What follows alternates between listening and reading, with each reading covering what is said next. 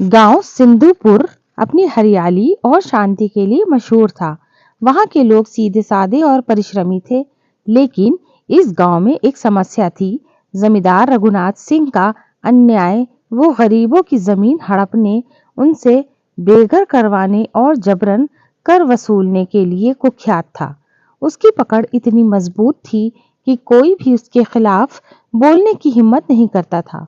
गांव में एक वृद्ध पंडित हरिदत्त रहते थे, जिन्हें लोग बहुत सम्मान देते थे। वो सत्य के पक्षधर और न्याय प्रिय थे। उनका बेटा शेखर पढ़ाई के लिए शहर गया हुआ था। जब भी कोई गरीब अन्याय का शिकार होता, वो पंडित जी के पास मदद की गुहार लगाने आता। लेकिन रघुनाथ सिंह की ताकत के आगे पंडित जी भी विवश थे। कुछ वर्षों बाद शेखर अपनी पढ़ाई करके गांव लौटा। उसने कानून की पढ़ाई की थी और अब वो एक कुशल वकील बन चुका था। उसने देखा कि गांव के अन्याय और भय का माहौल है। गरीब किसान दयनीय स्थिति में जी रहे हैं। एक दिन एक गरीब किसान रामलाल पंडित जी के घर पहुंचा। उसकी आंखों में आंसू थे। उसने बताया, पंडित जी, जमींदार ने मेरी जमीन पर जबरदस्ती कब्जा कर लिया है।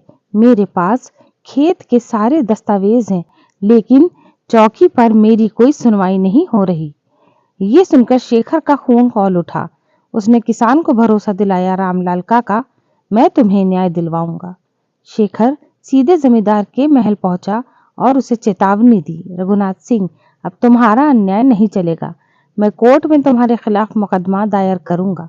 जमींदार हंसते हुए बोला, छोकरे, तू अभी नया नया लौटा है। मेरा नाम ही काफी है सबको डराने के लिए।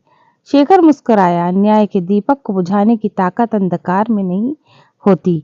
अब इंसाफ होगा। गांव के लोगों को यकीन ही नहीं हो रहा था कि कोई जमींदार के खिलाफ खड़ा हो रहा है।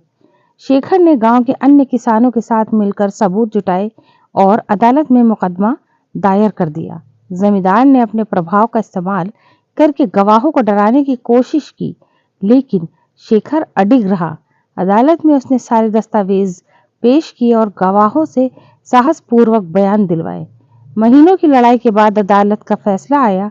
जमींदार को रामलाल की जमीन लौटानी होगी और उस पर जुर्माना भी लगेगा। गांव में खुशियों की लहर दौड़ गई। ये पहली बार था जब किसी ने जमींदार के अन्याय को हराया था। इस जीत के बाद गांव के अन्य पंडित लोग भी शेखर के पास आने लगे। देखते ही देखते अन्याय के खिलाफ एक नई लहर उठी। गांव के बुजुर्ग पंडित हरिदत्त गर्व से बोले, शेखर, तूने न्याय का दीपक जलाया है। अब ये कभी नहीं बुझेगा। गांव में सच और न्याय की नई शुरुआत हो चुकी थी।